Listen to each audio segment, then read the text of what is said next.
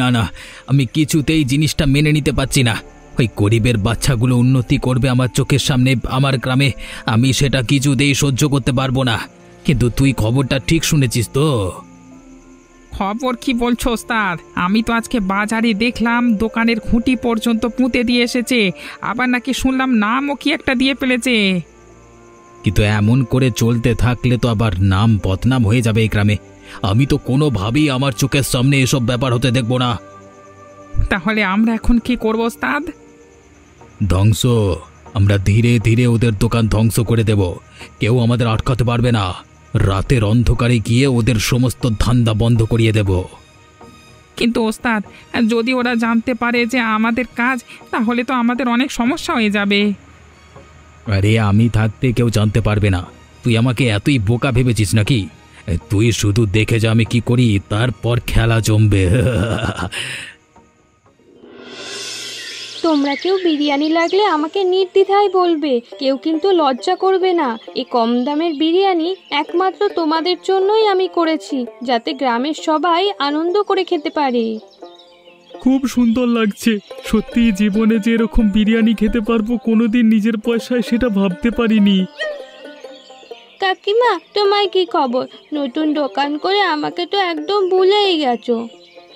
আরে পাগলি, তোকে ভুলতে যাব কেন? আয় আয়, দেখ কত সবাই বসে বসে খাচ্ছে, তুইও বসে পড়। এখন খাবো না, তোমার সাথে আমি এখন কাজ করতে চাই। তোমাকে কি কোনোভাবে আমি সাহায্য করতে পারি? ওরে পুচকে মে, তোকে আর এত কাজ করতে হবে না, তুই এসেছিস এটাই অনেক। আজকে আমি বাড়ি যাবার সময় তোর সাথে দেখা করে যেতাম। দুদিন তো তোর সাথে ভালো করে দেখাই হয়নি, এদিকে ব্যস্ত ছিলাম বলে। আমি তো বাড়ি থেকে বিরিয়ানির গন্ধ পাচ্ছিলাম, তাই জন্যই তো এখানে চলে এলাম। এখন দেখছি কতজন সবাই মিলে খাচ্ছে। তুমি তাহলে আমাদের জন্য একটা ব্যবস্থা করলে বলো? করলাম তো বটেই। এখন বাজারে বিরিয়ানির যা দাম, আমাদের মতো গরিব মানুষেরা যাদের ইচ্ছে হলেও উপায় নেই, তাদের জন্যই তো এই ব্যবস্থা করলাম। আমি তাহলে আজকে থেকে প্রত্যেক দিন সকালে এখানে চলে আসব, তোমার সাথে অনেক কাজ করব দুজনে মিলে। আচ্ছা আচ্ছা, সে আসিস, কোনো অসুবিধা নেই। আপাতত তুই বসে পড়, সবাই যখন খাচ্ছে শেষে দেখবি সব কিছু ফুরিয়ে গেছে, তখন আর পাবি না। বলছো যখন তখন দাও, বসে পড়ি, আমারও একটু একটু খিদে পেয়েছে। কি রানাদা, তাহলে শেষমেশ আমাদের ভালোর জন্য তুমি বিরিয়ানির দোকানটা খুলেই ফেললে? হ্যাঁ, সত্যি ভীষণ আনন্দ হচ্ছে আমার, বুঝলে?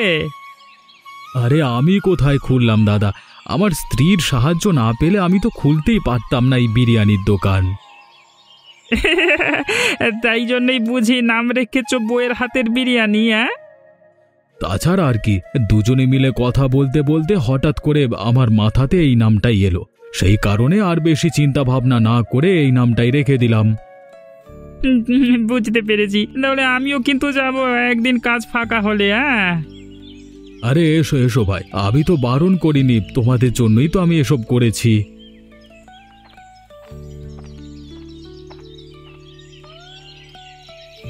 শুনছেন দাদারা, বলছি আমি এই গ্রামে এসে তো একটাও খাবার হোটেল দেখতে পাচ্ছি না। আমার বড্ড খিদে পেয়ে গেছে, এখন কি করা যায় বলুন তো? আপনি একদম ঠিক সময় এসেছেন। আর যদি দুদিন আগে আসতেন তাহলে এই গ্রামে খাবার পেতেন না, মানে খাবার হোটেল কোনো রকম পেতেন না।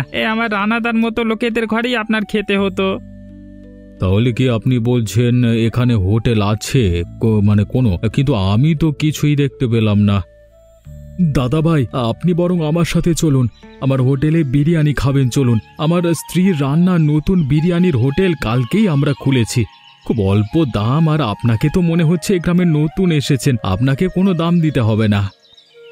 সত্যি কথা বলতে কি দাদা, আমার কাছে তেমন একটা টাকা পয়সা নেই। যদি আমাকে খাওয়াতেন তাহলে খুব উপকার হতো। নিশ্চয়ই নিশ্চয়ই, এটা আবার লজ্জা পাবার কি আছে? চলুন চলুন, আমার সাথে চলুন, আপনাকে কোনো পয়সা দিতে হবে না। এই যে কিরণ দাদা, তুমি মাংসটা তাড়াতাড়ি তৈরি করে দাও, না হলে ওইদিকে আবার খাবারের টানাটানি পড়ে যাবে। দাদা, ওই দেখো মাংস দোকানে কিরণ বাড়ি যাচ্ছে, বেটাকে একবার ডাকবো নাকি? ডাকতে তো হবেই, তুই চুপ করে বস, আমি ডাক দিচ্ছি। আরে ও কিরণ দাদা, আরে এদিকে আবার এসো তো, তোমার সাথে কথা আছে।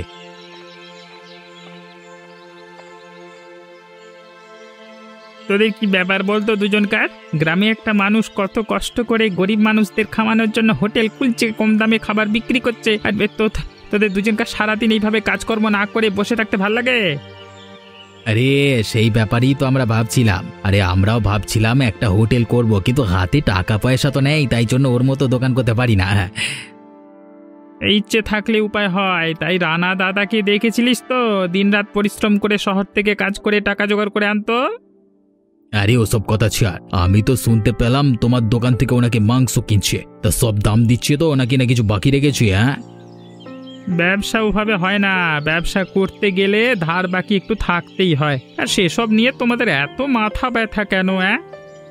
না না, ওর জায়গা আমরা হলে আমরা পুরো টাকা পয়সা দিয়ে মাল কিনতাম, একটা টাকাও নষ্ট করতাম না ভাই। ওসব শুনতেই ভালো লাগে। আর তোমাদের তো দেখতেই পাচ্ছি জীবনে কোনো কিছু নেই, সারাক্ষণ শুধু মানুষের নিয়ে কথা বলা। আমি যখন প্রথম দোকান করেছিলাম তখন তো আমার পেছনে লেগেছিলে, এখন তাহলে কি আবার রানা দাদার পেছনে লাগবার চেষ্টা করছো নাকি? মানে এইভাবে মিথ্যে অপবাদ দিতে একবারও তুমি ভেবেচিন্তে কথা বলবে না? আমি ভেবেচিন্তি কথা বলছি। আর এইভাবে লোকের পেছনে লাগা বন্ধ করো, নিজের কাজ করো গিয়ে, তাহলে দেখবে দুটো পয়সা হাতে এলে বরং খেয়ে পড়ে বাঁচতে পারবে। না হলে এমন একটা দিন আসবে তখন লোকে দেখবে তোমাদেরকে পাত্তাই দেবেন। আমি চললাম যত সব। দিনে দুপুরে চাটন খেয়ে গেলাম, না না, আমি এর প্রতিশোধ নিয়েই ছাড়বো। এই রানার বউয়ের হাতের বিরিয়ানি আমি একেবারে ধুলিস্যাৎ করে দেবো, ধুলোয় মিশিয়ে দেবো সব। কি দাদা, কেমন লাগছে হাতে রান্না আমার স্ত্রীর? হ্যাঁ, সত্যি কথা বলতে অনেক দিন বাদ বিরিয়ানি খেলাম, বেশ ভালো লাগছে। তাও আবার আপনি যেভাবে আমাকে বিনামূল্যে খাওয়াবেন সেটা আমি কল্পনাও করতে পারিনি, সত্যি আমি ভাবতে পারিনি।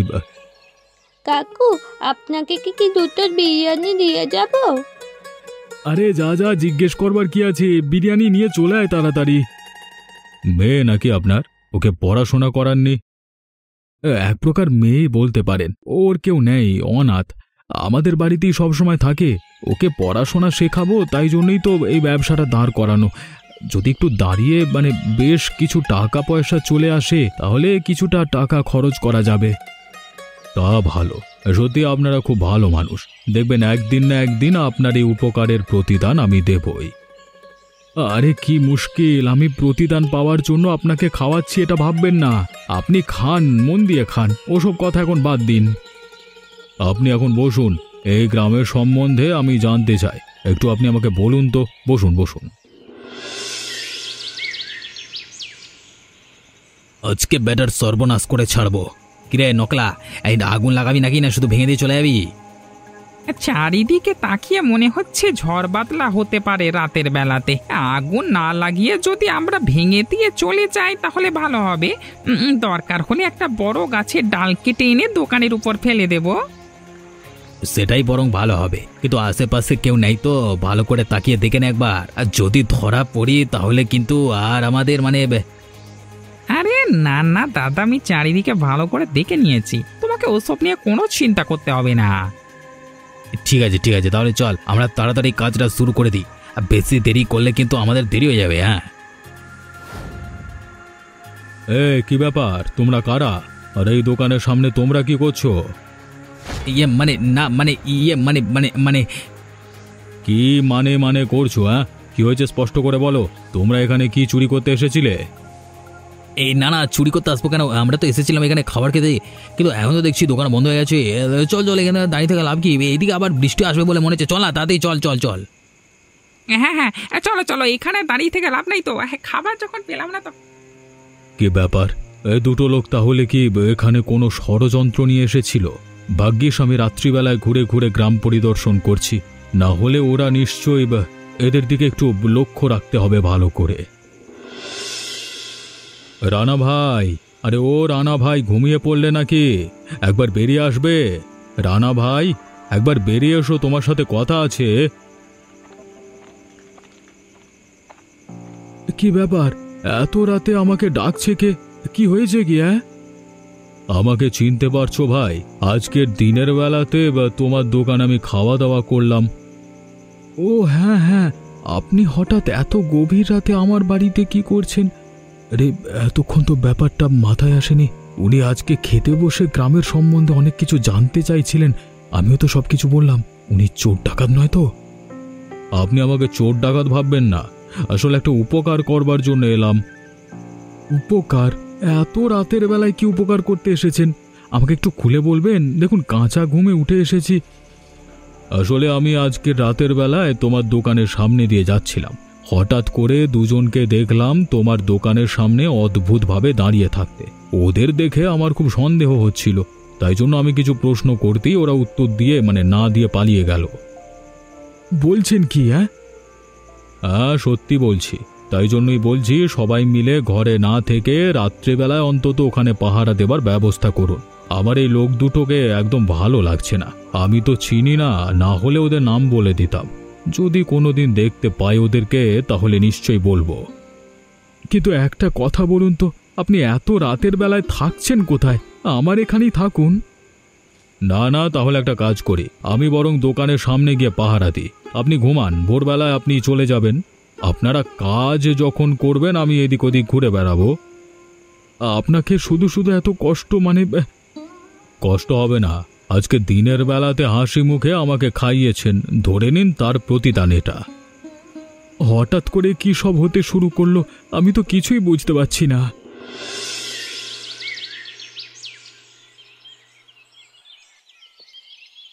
ওস্তাদ, ওস্তাদ তোমার জন্য খবর আছে ওস্তাদ। আমি কি দেখলাম ওস্তাদ, কালকে ওই যে রাতের বেলায় ওই লোকটা আমাদেরকে হুমকি দিচ্ছিল, ওই লোকটা দেখলাম আজকে দোকানে বসে বসে খাচ্ছে। রানা তাকে আরাম করে খাওয়াচ্ছে। তাই নাকি? তাহলে তো মনে হচ্ছে ওই বেড়া রানার পোষা কুত্তা, কিন্তু জানতে হবে মালটা কোত্থেকে এলো। ওস্তাদ, ওই যে মিনা মিনা মিনা হেঁটে যাচ্ছে, ওকে একবার ডেকে জিজ্ঞেস করো না। এই মিনা, এই এদিকে শোন একবার, শোন তাড়াতাড়ি আয়, তোর কাছে কিছু জিজ্ঞেস করবার যায় না? কি হইতে? তোমরা আমাকে এভাবে ডাকলে কেন? দুটো কথা জিজ্ঞেস করছি, সত্যি করে বলতো। কি কথা? ওই যে তোর কাকিমার হোটেলে একটা অপরিচিত লোক কালকে থেকে এসছে খাচ্ছে, ওই লোকটা কোত্থেকে এসছে বলতে পারবি? তা আমি জানি না, তবে ও খুব ভালো, আমাদের খুব ভালোবাসে, আর কাকাও ওনাকে খুব ভালোবাসে। সে তো বাসবেই, ভালোবাসা কতদিন থাকে আমি দেখবো, ওদের ন্যাকামোনা আমি বার করে দেবো। তোমার অত হিংসে কিসের বলো তো? তোমাদের নিজেদের তো কোনো কাজ নেই, এখানে বসে বসে শুধু লোকেদেরকে বিরক্ত করো। আমি এখন চললাম, শুধু শুধু তোমাদের কাছে এসে আমার সময় নষ্ট করলাম, ভালো লাগে না। হ্যাঁ রে নকুল, আরে আমাদের তো এটা মাথায় আসেনি, শুধু শুধু ওদের দোকানটা আমরা ভাঙতে গেছিলাম কেন? আরে আমরা যদি ওদের এই কলিজার টুকরোটাকে চুরি করে নিই তাহলেই তো। কথাটা আমারও মাথায় আসছিল, তাহলে কি আজকে রাতের বেলাতে? কই রে নকুল, রাত তো ভালোই হয়ে গেছে, চল এখন মালটাকে অপহরণ করে নিয়ে চলে যাই, তারপর ওর কাছ থেকে টাকা চাওয়া যাবে। বেটার রানা এবার বুঝবে কত দানে কত চাল। ঠিক বলেছ ওস্তাদ, চলো তাড়াতাড়ি গিয়ে ওকে ধরে নিয়ে চলে আসি। কোথায় মামুনি, কোথায় গেল? হ্যাঁ, আজকে তোকে তুলে নিয়ে যাবোই, কেউ আটকাতে পারবে না।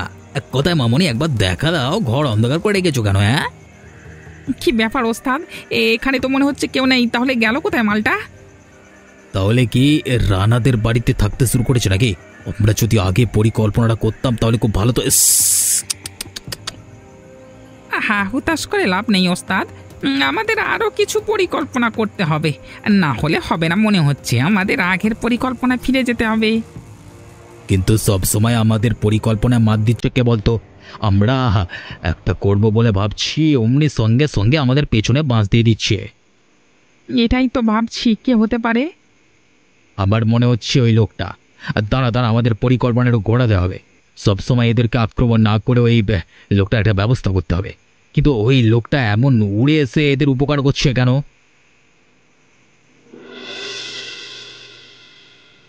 সত্যি বলছি, আপনার মাথায় এত বুদ্ধি আসে কোত্থেকে আমি তো কিছুই বুঝলাম না।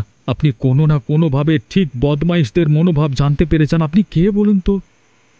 এত করে যখন জিজ্ঞেস করছো তাহলে আমার পরিচয়টা তোমাদেরকে দিয়ে দিই। আমি হলাম জেলা শাসক। আমি ছদ্মবেশে এখানে দেখতে এসেছি গ্রামের লোকেরা ভালো থাকে নাকি খারাপ। প্রথমে এসেই আমি অনেক মানুষের কাছে খারাপ ব্যবহার পেয়েছি, কিন্তু একমাত্র তোমার কাছেই ভালো ব্যবহার পেয়েছি। আমি জানতাম তুমি একদম অন্যরকম। আচ্ছা কাকু, তুমি তাহলে আমাকে ঘর থেকে এখানে নিয়ে চলে এলে কেন? কারণ আছে। আজকে সকালবেলা তুই বললি না ওই লোক দুটো তোকে ধরতে এসেছিল, মানে তোকে ধরেছিল, জিজ্ঞেস করছিল। আমার বিশ্বাস ওই লোক দুটো আজকে রাতের বেলায় তোর ক্ষতি করতে যেত। তোকে একা পেলে হয়তো তোকে তুলে নিয়ে চলে যেত। তারপর তারপর তারপর কি হতো? তারপর তোমার কাছ থেকে টাকা পয়সা চাইতো। তাই নাকি? যদি আমার সন্দেহ সত্যি হয় তাহলে এটাই সত্যি, তাছাড়া আর কিছু নয়। না না মিনা, তুই আর কোথাও যাবি না। আজকে থেকে আমাদের সাথেই থাকবি তুই। তোকে আর কোথাও ছাড়া যাবে না রে, একা কোথাও ছাড়া যাবে না। আচ্ছা আপনারা তাহলে ঘুমান, আমি যাই। সে কি, এত রাতের বেলা আপনি কোথায় যাবেন? তোমাদের দোকানের কাছে যাই। বেটারা আজকে আসবে নাকি দেখি। না, মনে হচ্ছে দুজন বেটা আজকে আসেনি। আমার তাহলে পরিকল্পনাটা একদম সঠিক যাচ্ছে। আমি কোনো মতেই ওদেরকে এই পরিবারের ক্ষতি করতে দেব না। এবার বেটা কোথায় যাবি? আমাদের সব পরিকল্পনা ভেস্তে এখন মজা মারা হচ্ছে। বেশি হিরো হওয়ার শখ না? দেখ এখন তোকে আমরা খতম করতে এসেছি। তোদের এত বড় সাহস, আমাকে ছুরি নিয়ে ভয় দেখাস? তোদেরকে কিন্তু আমি ছেড়ে কথা বলবো না। তুই কিন্তু জানিস না আমি কে। ওরে, তোকে ভয় দেখাতে আসেনি, সত্যি করে তোকে মারতে এসেছি। তোদেরকে আমি ছেড়ে কথা বলবো না। যদি এখান থেকে বেঁচে যাই তাহলে তোদেরকে শেষ করে ফেলবো। পালিয়ে চল এখান থেকে। কেউ যদি আশেপাশে আমাদের দিকে ফেলে ঠেঙিয়ে বৃন্দাবনে পাঠিয়ে দেবে। তাড়াতাড়ি চলে গেলে পালা।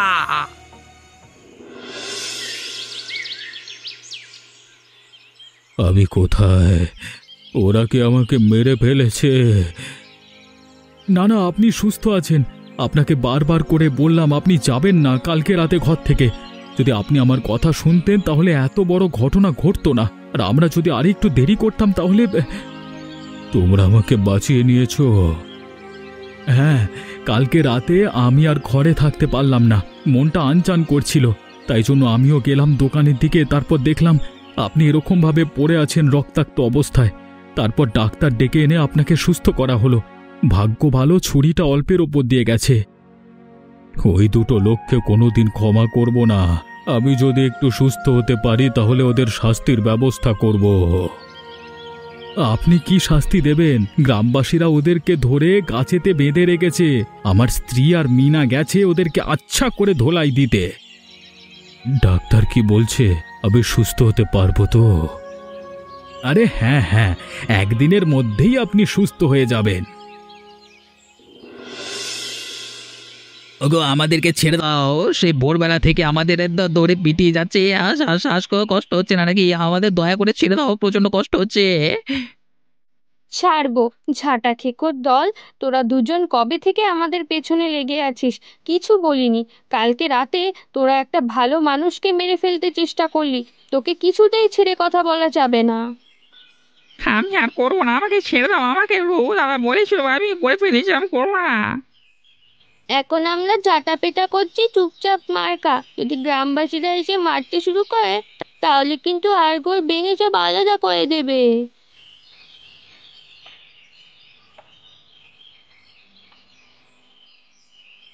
আর অনিকের দাদাকে সুস্থ হতে দাও, তারপর দেখবে তোমাদের জেল কত বছরের হয়। ওরে বাবা, আবার জেল কেন? এত মেরেও কি তোমাদের আশা মেটেনি? জেল কারণ তোরা একজন জেলা শাসককে মেরে ফেলার চেষ্টা করেছিস, সেই কারণে। জেলা শাসক? ও লোকটা কি তাহলে? ও গো রঘুদা, আমরা কি ভুল করে ফেললাম গো? আমাদের আর কিছুই হবে না গো দাদা। আমাদের সারা জীবন এবার জেলে পচে মরতে হবে। সেটাই ভালো হবে। অন্তত তোমাদের মতো শয়তানদের হাত থেকে এই গ্রামটা মুক্তি পাবে। আরে তোমরা দুজন আবার দাঁড়িয়ে রইলে কেন? এদেরকে মারতে শুরু করো। আরে ঝাঁটা পেটা করে ওদের গোটা গাল লাল করে দাও। আপনারা এমনই মজার মজার গল্প দেখতে আমাদের চ্যানেলটি অবশ্যই সাবস্ক্রাইব করতে ভুলবেন না।